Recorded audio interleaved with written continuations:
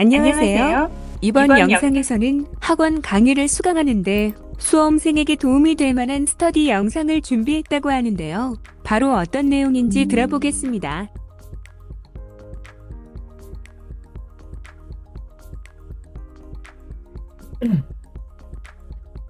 네, 안녕하십니까. 이번 영상에서는 과목이 시설 개론이고요. 시설 개론의 목차를 보면은 건축 구조가 있고 건축 설비가 크게 봐서 두 가지인데요. 실제 비중은 두 파트가 50%씩 나오고 있습니다. 건축 구조를 먼저 공부를 하게 되는데요. 건축 구조에서 이제 첫 번째 1장이 건축 구조 총론입니다. 건축 구조 총론에 나오는 문제들을 이제 학습을 해봤고, 스터디에서 발표하듯이 공부했던 것들을 한번 영상으로 녹화를 해보겠습니다. 그 문제들을 보면은 구조 형식에 대한 것들이 앞부분에 나오고요. 아니면 건축 구조의 분류, 그리고 구조나 분류 말고는 뭐 용어 아니면 주로 하중이 많이 나오고요. 화면에도 하중이 많이 보이죠. 그 다음에 뭐 지진 관련해서 내진 구조에 대한 내진 설계, 이런 것도 이제 문제에서 중요하게 다뤄진 것 같습니다. 그럼 일단 하나씩 살펴보겠습니다. 이게 순서상으로 맨 끝에 있지만 이게 사실 앞부분이라서 이거 먼저 한번 문제를 보겠습니다.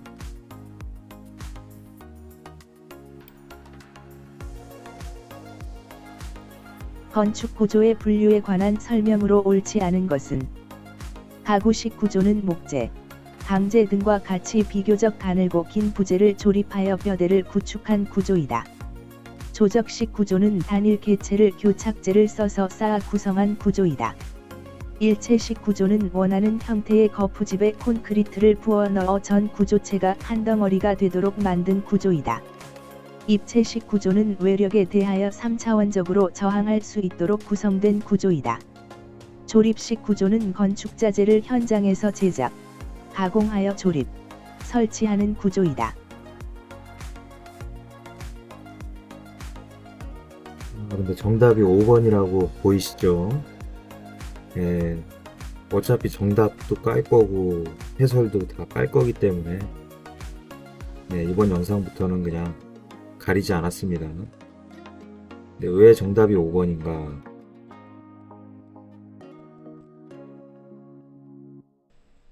현장에서 제작 가공을 한다고 했기 때문에 틀린 지문이 됐네요. 건축 자재와 부품을 공장에서 생산해 가지고 현장으로 운반해서 현장에서는 조립만 하겠죠. 현장에서 모든 걸 다 한다고 했기 때문에 조립식 구조에 대한 설명이 틀린 지문이 됐습니다.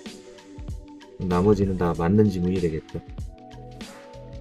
가구식 구조, 가구식 구조하고 철골 구조는 건식 구조라고 알고 있고요.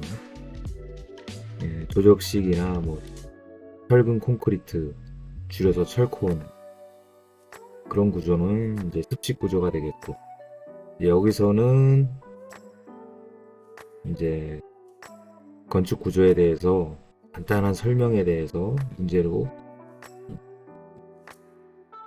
다뤄본 것 같습니다. 입체식 구조는 외력에 대해서 3차원적으로 저항할 수 있도록 구성된 구조다. 맞는 말이고요. 일체식 구조는 원하는 형태로 거푸집을 만들어서 거기에 콘크리트를 부어서 전 구조체가 한 덩어리가 되도록 만든 구조다. 교재를 보시면은 뭐 이런 내용들은 쉽게 접할 수 있는 내용들인 것 같습니다. 교착제라고 하면은 시멘트 모르타르를 얘기하는 거고요. 이전 영상이 회계 원리였는데 회계 원리를 하다가 이런 시설 개론 과목을 하면 마음이 편해지죠.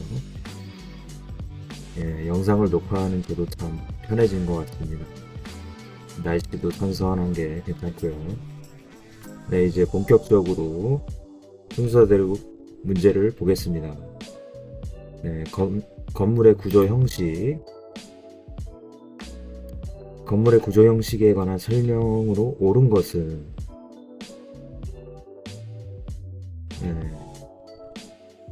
옳은 걸 고르는 건데 정답이 4번이네요. 결판 구조. 결판 구조 본 적이 있는 것 같고요. 판을 주름지게 하여 휨에 대한 저항 능력을 향상시키는 구조다. 맞는 설명으로 보입니다. 나머지 중에 왜 틀렸는지 해설을 한번 보겠습니다. 이중 골조 구조는 수평력의 25% 이상을 문제에서는 25% 미만이라고 나왔었죠. 네, 25% 이상을 부담하는 연성. 보통 모멘트 골조가 전반벽이나 가세 골조와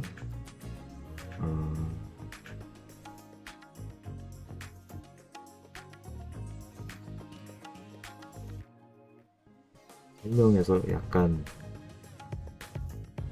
정확한 표현은 보통 연성 모멘트 골조가 전단벽이나 가세 골조와 조합되어 있는 구조 방식이다.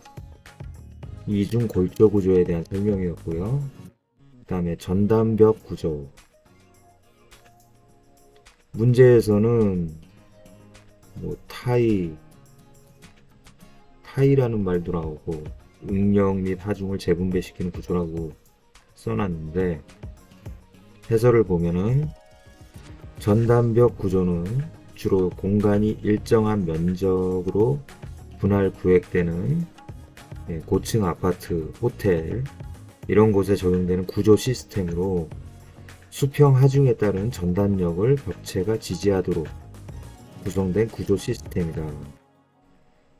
문제에서는 좀 틀리게 써놨겠죠.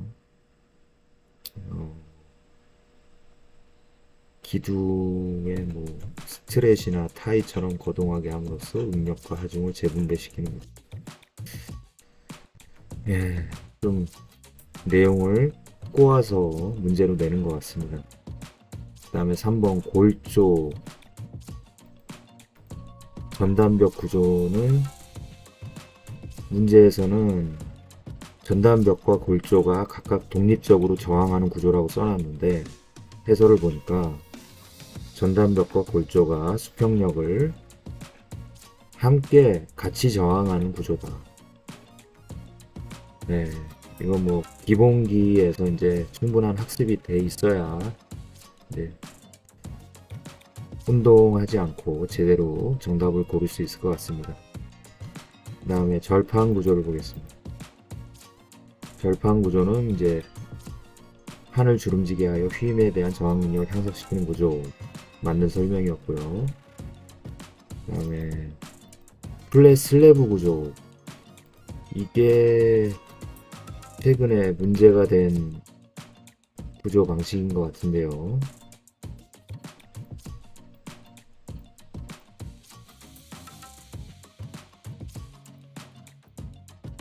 털골 같은 거를 설계대로 다 정직하게 쓰면은 문제가 안 생길 텐데 그런 거에서 뭔가 자재를 부족하게 넣거나 그랬을 때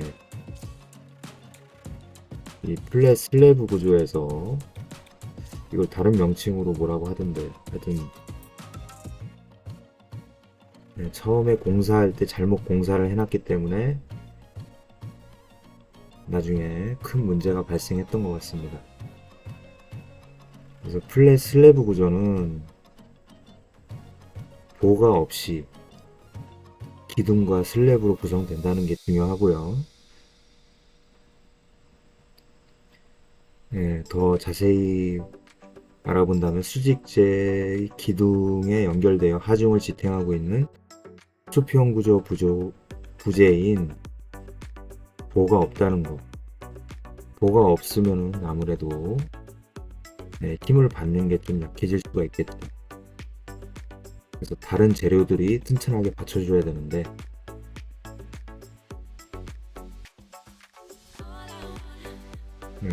기둥과 슬랩으로 하중을 지지한다는 거네요. 강의하시는 분 얘기를 들어보니까 플랫 슬래브 구조는 좀 피해야 될 건축 구조가 아닌가, 그런 생각도 해봤습니다. 문제에서는 슬래브의 상부 하중을 보와 슬래브로 지지한다고 써놨는데 이 보가 원래 없다는 거죠. 그래서 틀린 지문이 됐습니다. 건물 구조 형식 문제를 봤고요. 또 건축 구조 형식에 대한 문제를 보겠습니다. 남행 구조가 나오네요. 옳지 않은 걸 골라라. 그럼 남행 구조는 맞는 얘기라는 건데 기둥과 보가 강접합되어 이루어진 구조다. 남행 구조. 튼튼한 구조겠죠. 기둥하고 보까지 있기 때문에. 트러스 구조는 가늘고 긴 부재를 강접합이라고 써놨는데 해설에선 핀접합이라고 써야 맞다는 거죠. 그래서 트러스 구조는 가늘고 긴 부재를 핀접합해서 삼각형의 형상으로 만든 구조이다.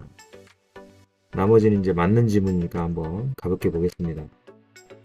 플랫 슬래브 구조는 보가 없는 구조다. 좀 전에 봤었죠. 아치 구조는 주로 압축력을 전달하게 하는 구조이다. 저는 이거 보고 좀 헷갈렸는데 아치 구조라면은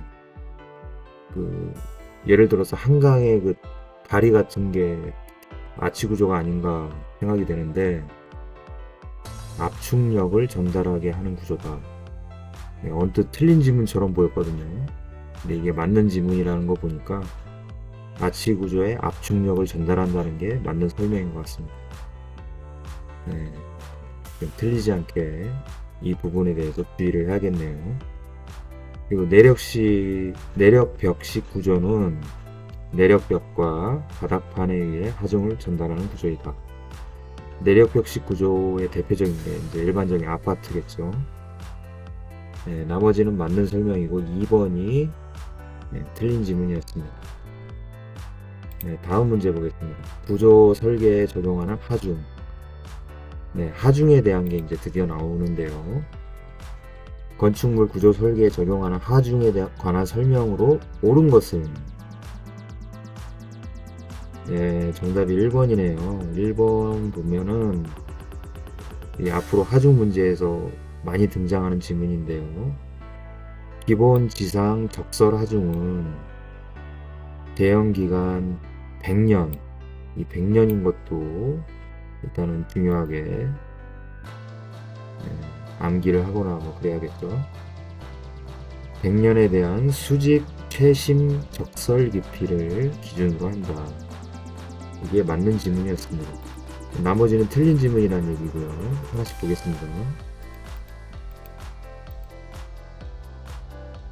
2번 지문 보면 30제곱미터, 이게 36제곱미터라는 거죠. 자세한 내용은 이제 교재에서 학습하실 때 보시면 될 것 같고, 저도 그럴 예정이고요. 3번에서는 고정하중은 어쩌고 써놨는데 그 설명이 활하중이었죠. 고정하중은 다른 말로 사하중이라고 하고, 활하중은 살아있는 하중. 사람이, 그러니까 거기에 거주하는 사람이 점유 사용에 의해서 발생하는 것으로 최대 하중으로 용도별 최소값을 적용한다. 네, 그래서 활하중인데 고정하중이라고 썼기 때문에 틀린 지문이고요. 4번은 풍하중인데 풍하중에서 설계 속도합은 공기 밀도에 반비례하고 설계 풍속에 비례한다고 써놨는데 언뜻 보면 맞을 것 같은데 실제로는 풍하중에서 설계 속도합은 공기 밀도에 비례하고요. 설계 풍속의 제곱에 비례한다. 네, 이거는 뭐 어쩔 수 없이 외워야 될 것 같습니다. 네, 그 다음에 지진 하중 산정 시 반응 수정 개수가 클수록 지진 하중은 증가한다고 했는데 네, 틀린 지문이죠. 지진 하중은 그러니까 반응 수정 개수가 클수록 지진 하중은 감소한다고 합니다. 이거 어쩔 수 없이 뭐 반복에 의해서 외우는 수밖에 없을 것 같습니다. 네, 하중에 대한 문제를 더 썼고요. 또 하중이네요. 네, 건축물에 작용하는 하중 여기서 옳은 것을 고르는데 4번이다.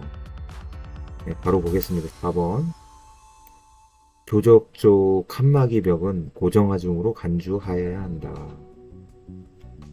주적조면은 벽돌이 떠오르는데요. 칸막이 벽.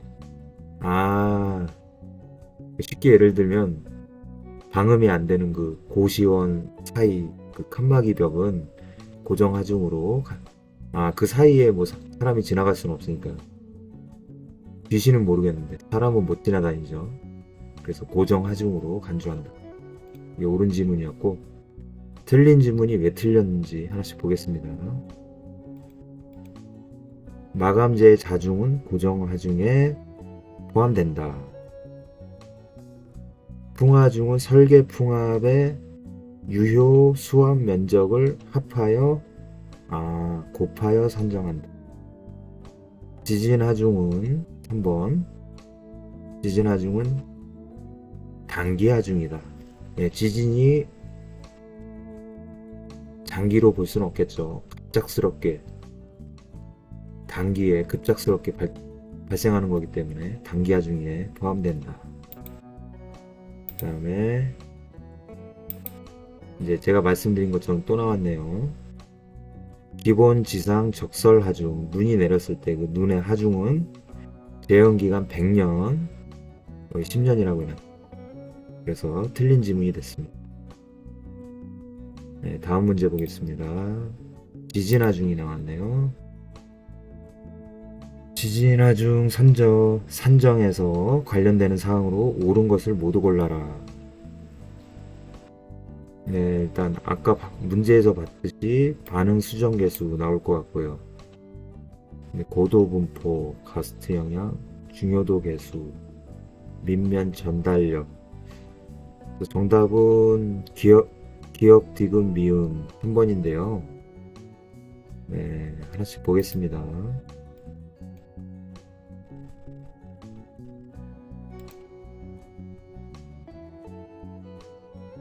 고도 분포 개수는 원래 풍속이네요. 지진에 해당하는 개념이 아니고요. 풍속이었네요. 지표면의 고도에 따라서 기준 경도, 풍높이까지 풍속의 증가 분포를 지수 법칙에 의해 표현했을 때 수직 방향의 분포 개수다. 고도를 나타낼 때는 풍속이다. 기억해야 될 것 같고요. 가스트 영향 개수. 이건 뭘까요? 이것도 풍속이네요. 바람의 난류로 인해서 발생하는 구조물의 동적 거동 성분을 나타내는 것이고 평균 변이에 대한 최대 변이의 비를 통계적인 값으로 나타내는 개수다. 이게 사실 언뜻 생각하면은 바람에 의해서 건축물이 영향을 받는 거랑 지진에 의해서 영향받는 거랑 혼동이 될 수가 있을 것 같습니다. 근데 사실 지진 발생했을 때는 땅에서 건축물의 어떤 흔들림이나 그런 힘을 그래서 지진 하중 산정에 관련되는 사항은 반응 수정 개수, 중요도 계수, 밑면 전달력, 네, 이런 걸 생각해야겠네요. 그래서 정답은 3번이었고요. 네, 다음 문제 보겠습니다. 네, 이제 OX 문제 15문제인데요. 네, 하나씩 빠르게 보겠습니다. 가구식 구조는 각 부재의 접함 및 짜임새에 따라서 구조체의 강도가 좌우된다. 맞는 표현이었고요. 습식 구조는 겨울철 공사가 어렵지만 공사 기간이 짧아진다가 아니고 길어진다죠. 조적식 구조는 단일 개체를 교착제를 시멘트 모르타르를 사용하여 쌓아 조성한 구조이며 횡력하고 부동치마 등에 취약하고 균열이 가기 쉽다. 네, 맞는 표현입니다. 그 다음에 철근 콘크리트, 앞으로는 이제 줄여서 철콘이라고 하겠습니다. 철콘 구조는 인장에 강한 콘크리트와 압축에 강한 철근, 말이 좀 이상하죠. 인장에 강한 철근과 압축에 강한 콘크리트를 일체화해서 만든 구조라고 썼어야 맞는 지문이죠. 네, 그렇죠. 네. 인장에 강한 콘크리트 틀린 말이고요. 압축에 강한 철근 조심해야겠네요. 인장에 강한 철근이 맞고요. 압축에 강한 철근, 압축에 강한 콘크리트를 일체화하여 만든 구조이다. 이것도 역시 반복으로 인해서 거의 암기하듯이 머릿속에 박아야 될 것 같습니다. 5번 전단 벽식 구조는 보아 기둥 없이 슬래브와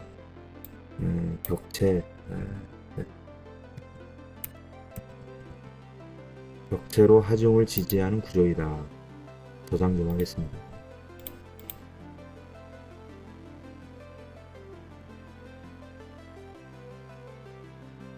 플랫 슬래브 구조, 이게 위험한 구조인데요. 이건 플랫 슬래브 구조를 위험한 구조라고 생각을 하면 문제 푸는데 도움이 될 것 같고요. 내부에 볼을 사용하지 않기 때문에 기둥에 의해서 바닥 슬래브를 직접 지지하는 구조다. 그래서 좀 위험한 거죠. 그 다음에 조립식 구조에서 이제 현장 구조라고 했기 때문에 이건 틀린 말이고요. 다 된 걸 갖다가 운반한 다음에 조립만 하는 공장 구조라고도 한다. 반복되니까 역시 이제 이해가 좀 되는 것 같죠. 강도, 이제 8번 강도 설계법은 한번 읽어보겠습니다. 강도 설계법은 안정성을 확보하기 위하여 하중에는 감소 계수를, 강도에는 증가 계수를 사용한다. 이게 틀린 말이고요. 맞는 말을 또 읽어보겠습니다. 강도 설계법은 안전성을 확보하기 위하여 하중에는 증가 계수를, 강도에는 감소 계수를 사용한다. 안전성 때문에 하중에는 증가 계수, 강도에는 감소 계수를 사용하는 게 맞는 표현이 되겠습니다. 9번 보겠습니다. 이거는 맞는 질문이네요.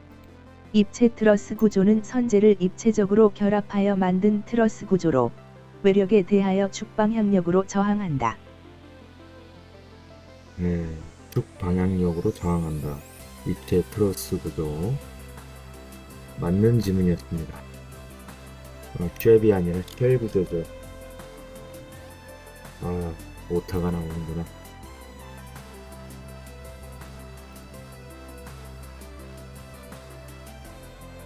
쉘 구조는 외력을, 쉘이 좀 약간 곡면에 관련된 단어죠.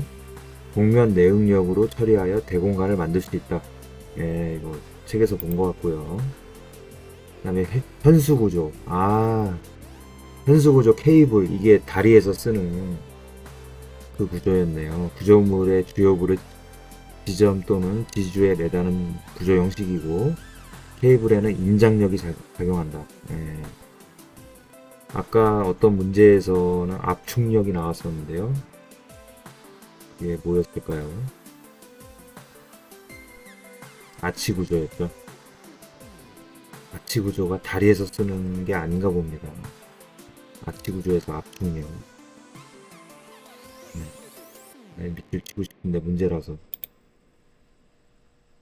머릿속에 기억을 해야 될 것 같고, 현수 구조 봤었고, 네, 12번에 장기 하중에는 고정 하중과 활 하중이 있고, 단기 하중에는 적설 하중, 풍 하중, 지진 하중 등이 있다.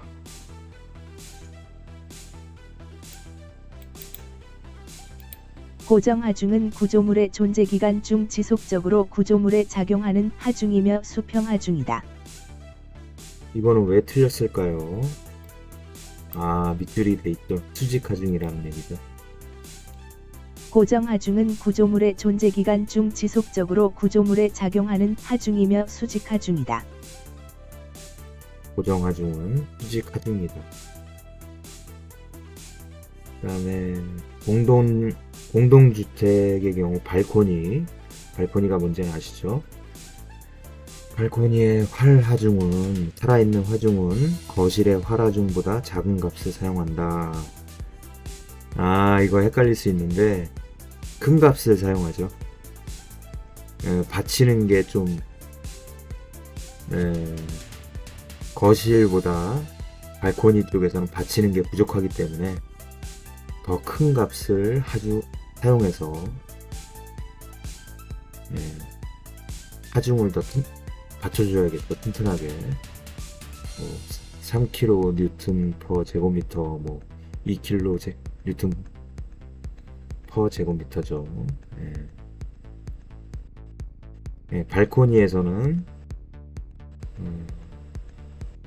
활 하중이 큰 값을 사용한다. 이걸 기억하면 될 것 같고요. 네, 15번 한번 읽어보겠습니다. 내진 구조 계획에서 평면 계획 시 비정형보다 정형으로 계획하여 비틀림 효과를 억제하고, 기둥 파괴보다는 보 파괴를 유도하고 전단 파괴보다는 휨 파괴를 유도하며, 건축물은 취성, 브리틀, 파괴보다는 연성, 덕틸러티, 파괴로 유도한다. 내진 구조에서 나오는 개념인데요. 저는 이 내용을 볼 때마다 옛날에 삼풍백화점 붕괴 사건이 꼭 생각이 나더라고요. 인명을 조금이라도 더 살리려면은 빠르게 파괴되는 거를 막고 천천히 파괴돼야 그래도 사람들이 대피할 수 있는 시간을 벌 수 있기 때문에 이런 식으로 구조를 짜는 것 같습니다. 네, 여기까지 OX 문제 봤고요. 다음 용어 문제인데요. 제가 한번 쭉 읽어보겠습니다. 용어에 관한 설명으로 옳지 않은 것은, 건축 구조는 건축물을 구성하는 건축물 자체와 적재물의 무게 및 지진이나 풍압력 등과 같은 외부로부터의 힘에 대한 저항을 주목적으로 설치되는 것으로 기둥, 고, 벽 등 건축물의 뼈대를 말한다. 기초는 반복되는 동결과 해빙 주기로 인한 건물 손상을 막기 위하여 기초의 바닥은 동결선 아래쪽에 위치하여야 한다. 기둥은 높이가 최소 단면 치수의 3배 이상인 수직 부재로서 주로 인장력에 저항한다.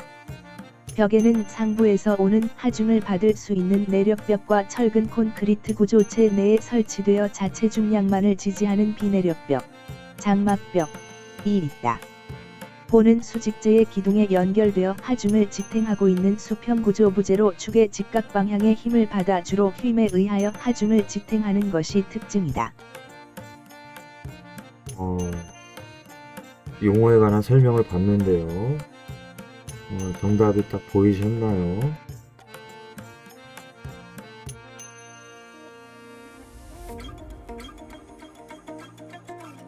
저는 3번 같은데요. 기둥이 이제 인장력하고 좀 안 어울리는 것 같아가지고, 정답은 3번 맞네요. 기둥은 높이가 최소 단면 수치의 3배 이상, 여기까지 맞는 말인데 수직 부재이기 때문에 압축력에 저항한다.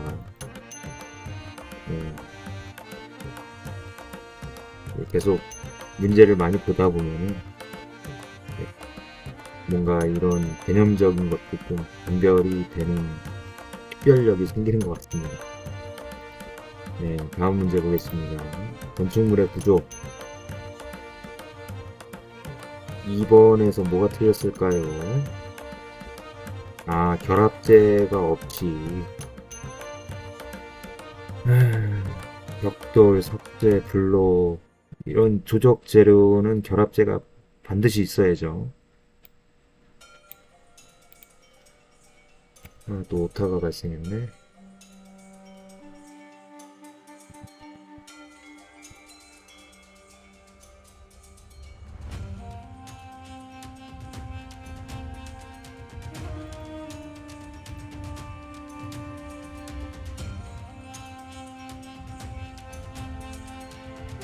일단 정답은 결합재가 없다고 했기 때문에 2번인데 나머지 내용 보겠습니다. 네, 결합재가 모르타르 이런 걸 써서 그러니까 어떤 두 개의 물체를 붙일 때는 이제 본드 같은 걸 쓰죠. 그 본드 역할을 하는 게 이제 결합재 모르타르라고 보시면 될 것 같습니다. 나머지는 다 맞는 표현이니까 한번 읽어보겠습니다. 커튼월은 공장 생산된 부재를 현장에서 조립하여 구성하는 비내력 외벽이다. 강구조란 각종 현관과 강관을 볼트, 리벳, 고력 볼트, 용접 등의 접합 방법으로 조립한 구조이다. 기초란 건축물의 하중을 집안에 안전하게 전달시키는 구조 부분이다. 철근 콘크리트 구조는 철근과 콘크리트를 일체로 결합하여 콘크리트는 압축력, 철근은 인장력에 유효하게 작용하는 구조이다.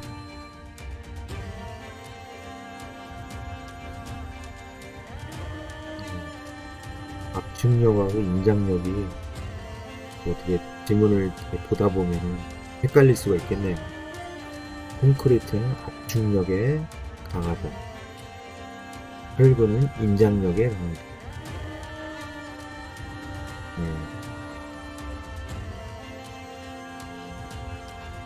계속 공부하다 보면 반복되면서 자연스럽게 이해도 되고 암기도 될 것 같습니다. 그래서 조적 구조에서 결합재를 없이 쌓아 올렸다고 희한하게 지문을 써놨기 때문에 이건 쉽게 정답을 찾을 수 있을 것 같고요. 다음 문제 보겠습니다. 건축 구조와 관련된 용어의 설명으로 옳지 않은 것은 4번. 나머지는 옳은 설명이네요.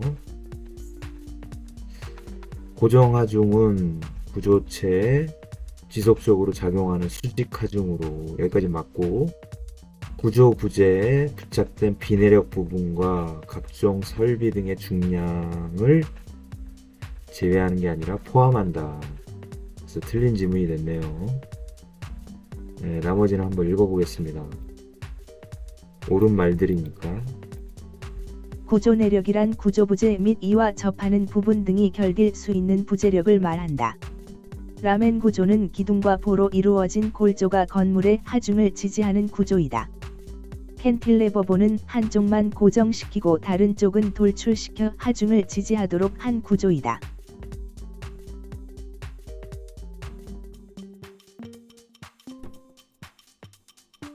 활하중은 건물의 사용 및 점용에 의해서 발생되는 하중으로 사람, 가구, 이동 칸막이, 창고의 저작물, 설비계 등의 하중을 말한다.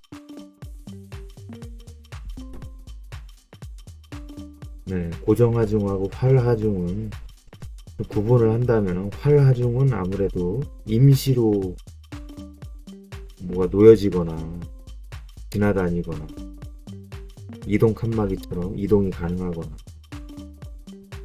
창고의 저작물도 언제든지 뺄 수가 있겠죠.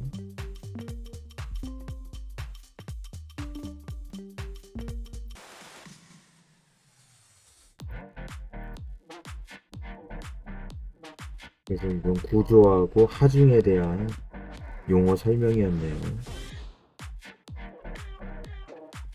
네, 고정 하중에서 구조 부재에 부착된 비내력 부분과 각종 설비 등의 중량을 포함한다는 거, 네, 기억을 해야 될 것 같습니다. 좀 헷갈릴 수가 있겠네요. 네, 다음 문제 보겠습니다. 건축물의 부재. 건축물 부재에 관한 설명으로 옳지 않은 것. 네, 3번이 옳지 않다고 했네요. 아, 인장력에 저항한다. 기둥을 압축력에 저항하는 거겠죠. 네, 인장력은 이제 끌어당기는 거고, 압축력이 이제 짜부시키는 건데, 기둥이 이제 위에서 누르는 그 힘에 저항을 하는 거죠. 네, 나머지는 한번 읽어보겠습니다. 보는 슬래브 등을 지지하는 수평 부재로 큰 보, 작은 보가 있다. 벽은 공간을 구획하는 수직 부재로 장막벽, 내력벽 등이 있다. 기초는 상부 구조의 하중을 집안에 전달하는 부재로 기초판과 지정을 포함한다. 슬래브는 수평 부재로 장변과 단변의 비에 따라 일방향 슬래브, 이방향 슬래브가 있다.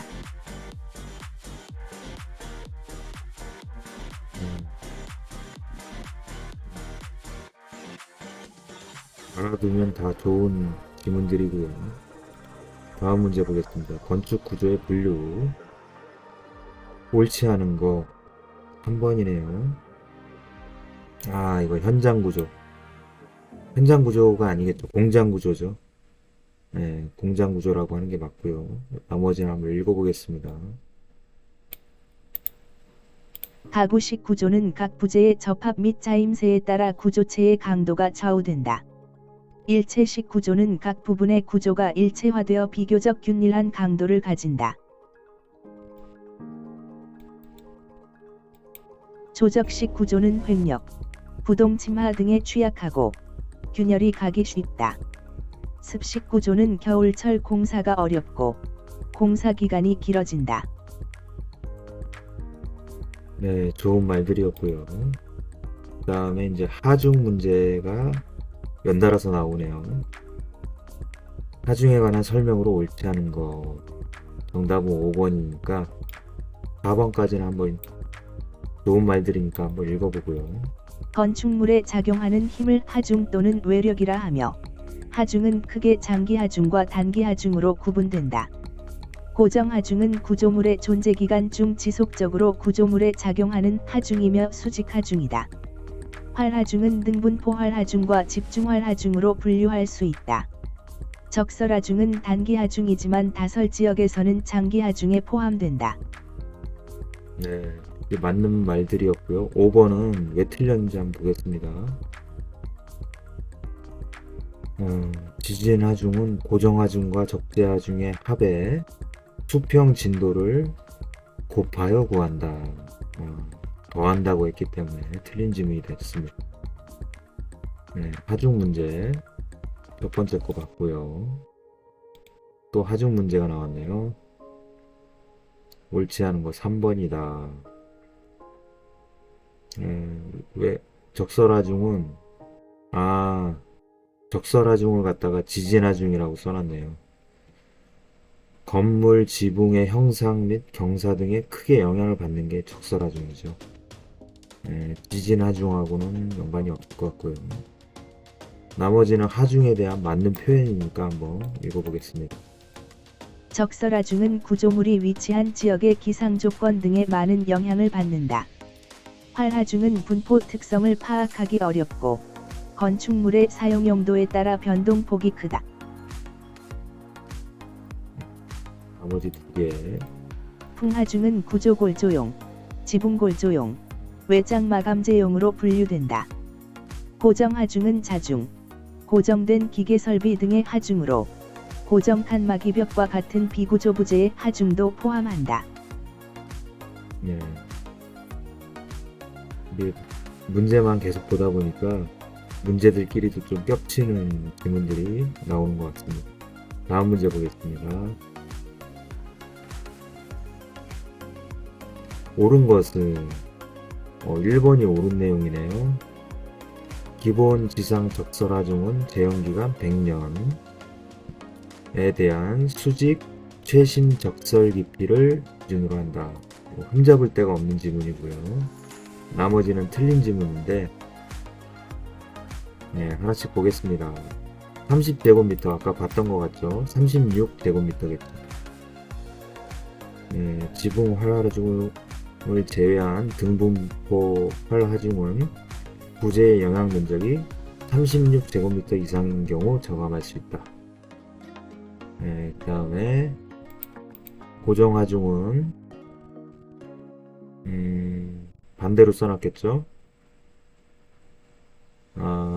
용도별 최소값을 적용한다고 했는데 용도별 최대값을 적용한다. 최대하중으로. 그 다음에 풍하중, 설계 속도하고 공기 밀도에 비례하고 설계 풍속의 제곱에 비례한다.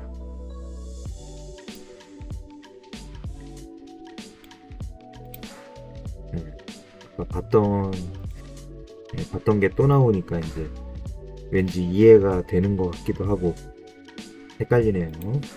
이해를 한 건지.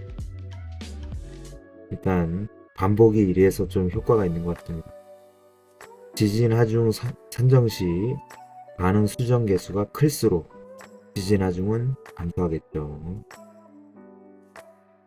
이유는 모르겠는데 어디서 봤던 것 같고 왠지 감소할 것 같고 그렇습니다. 반복의 힘이죠. 또 하중 문제, 다음 문제 보겠습니다. 건축물에 작용하는 하중에 관한 설명. 이제 하중 문제가 이제 반갑네요.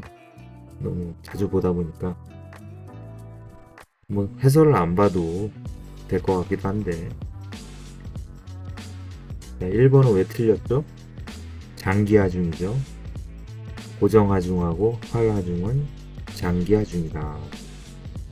엘리베이터의 자중은 고정 하중이다.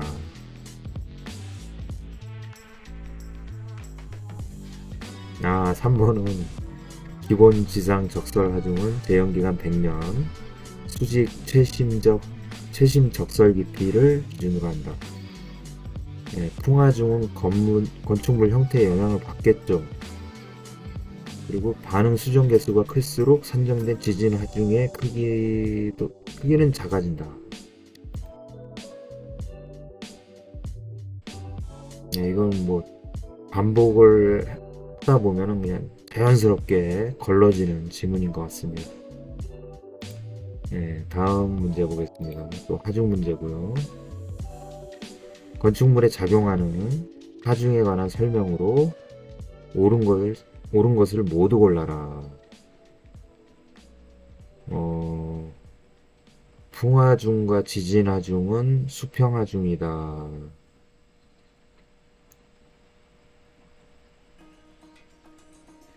고정하중과 활하중은 단기하중이다.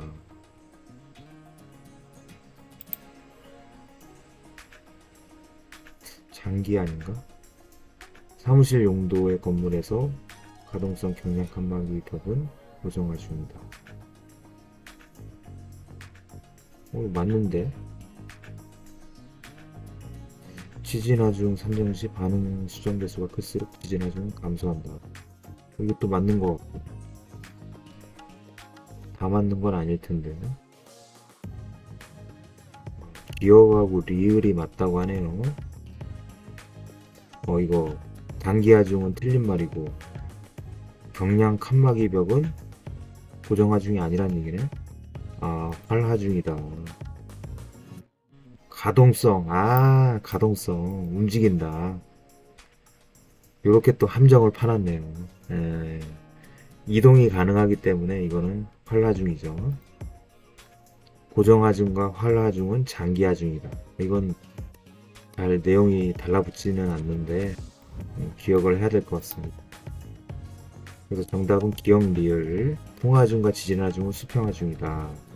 지진하중 산정 시 반응 수정 개수가 클수록 지진하중은 감소한다. 이 두 개가 맞는 질문이었습니다. 네, 이제 하중 문제가 끝났고요. 이제 내진 설계, 내진 구조. 내진 구조 계획 시에 주의사항으로 옳지 않은 거. 3번이네요.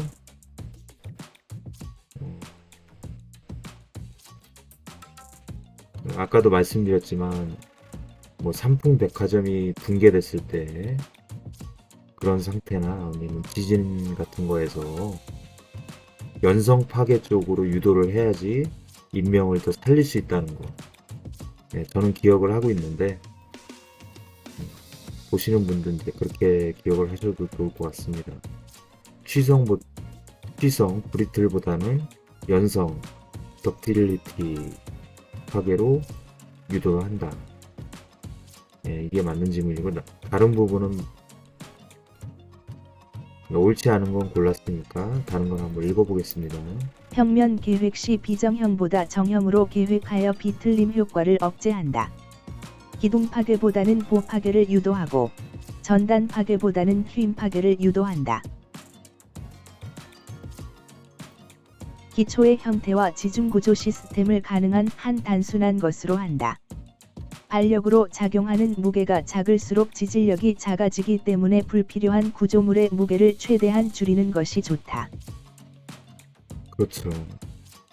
이 지진도 그렇지만 건물 붕괴 사고도 예를 들어서 삼풍백화점의 옥상에 어마어마하게 무거운 짐이 있었다고 합니다.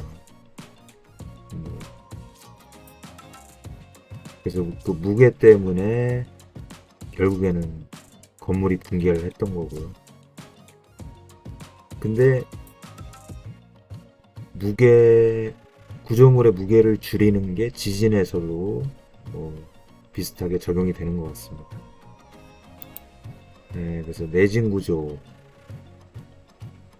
계획 시 주의사항에 대해서 문제를 봤고요. 내진 설계에 대해서 문제를 보겠습니다. 옳지 않은 게 3번 재진 구조. 재진 구조는 다양한 종류의 재진 장치를 이용하여 지진 에너지를 낮추는 방법이죠.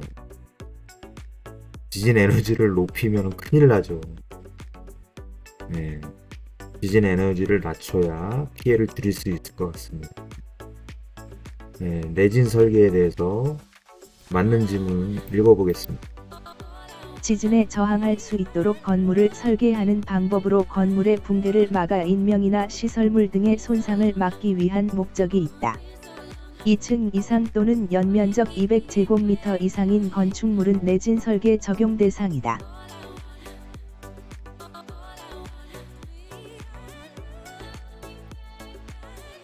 면진 구조는 집안과 건물을 분리하여 지질력의 전달을 감소하는 방법이다.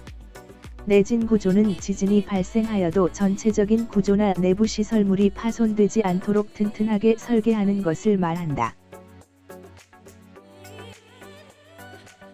내진 구조 같은 경우에는 우리나라보다는 일본 같은 곳은 아주 철저하게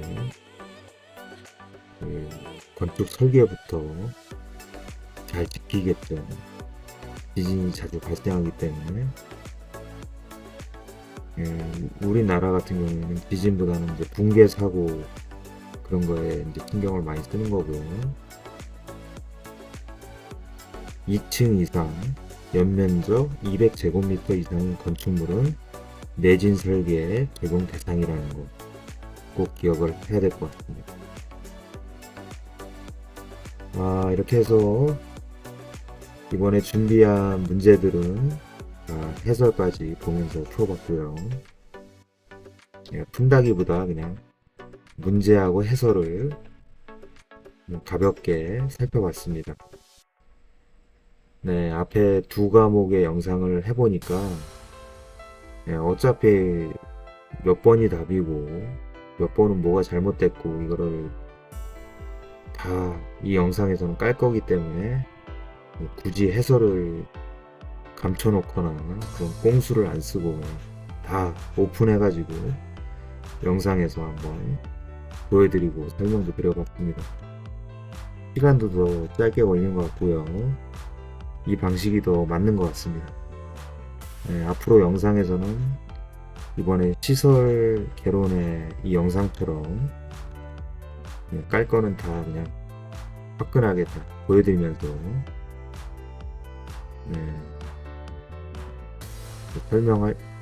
설명을 드리고 뭐 강조할 거는 강조하고 뭐 그런 식으로 영상을 진행하는 게 맞을 것 같네요. 네, 저도 이제 복습 차원에서 이제 이런 영상을 녹화를 하는 것이고요. 1차적으로 저한테는 도움이 될 것 같습니다. 네, 그래도 뭐 필요해가지고 이 영상을 보신 분들한테는 조금이라도 도움이 되셨으면 좋겠고요. 네, 이번 영상은 여기까지 해서 마무리하겠습니다. 감사합니다.